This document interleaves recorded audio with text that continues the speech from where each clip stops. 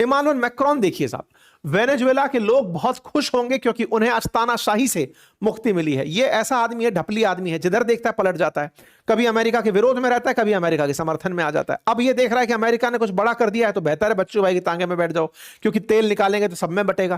तो साहब जाएगा तो साहब मैं तारीफ करता हूं, बढ़िया काम हो गया। By seizing power and trampling on fundamental freedom, Nicolas Maduro has dealt a grave blow to dignity of our on.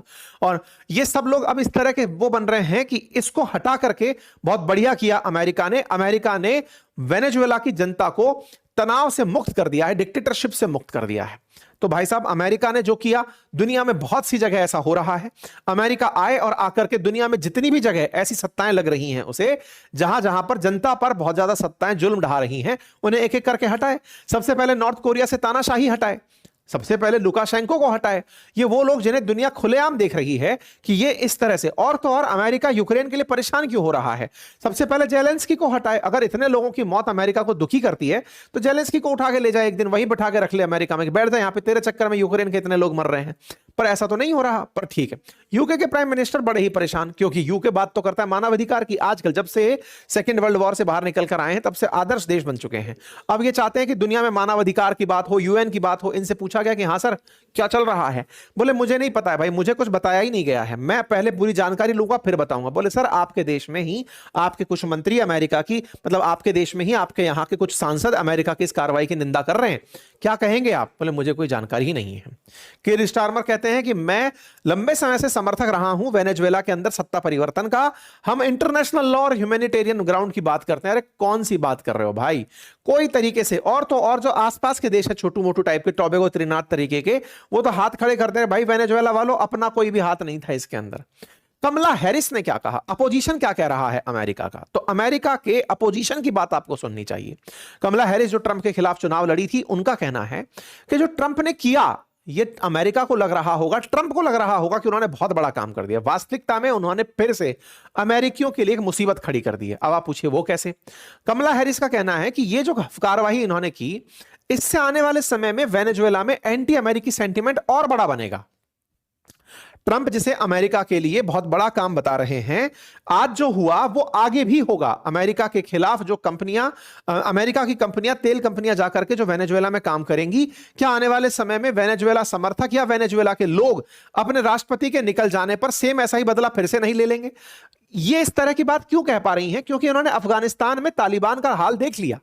Afghanistan में अमेरिका ऐसे ही आया था तालिबान का खत्म करने और अलकायदा को खत्म करने। 20 साल बाद अमेरिका बिलियंस ऑफ डॉलर फूंक फांक के वापस चला गया, आज तालिबान सत्ता में है।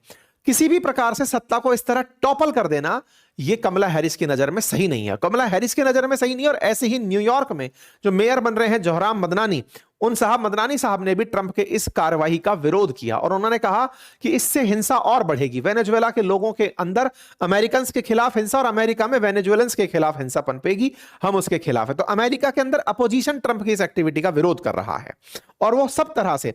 ऐसे ही यहां पर अगर आप कनाडा देखें तो कनाडा ने क्या कहा, कनाडा वाले फिर से वही वाली बात, क्योंकि अमेरिका के समर्थन में तो रहना ही है एनी हाउ।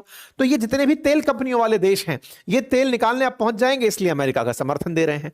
कुल मिलाकर के यूरोप को समझ नहीं आ रहा है कि क्या बोलना है। अमेरिका के और जो पिछलग्गू देश हैं, उन्हें लगता है कि अमेरिका के साथ रहने में ही भला है। ठीक है साहब।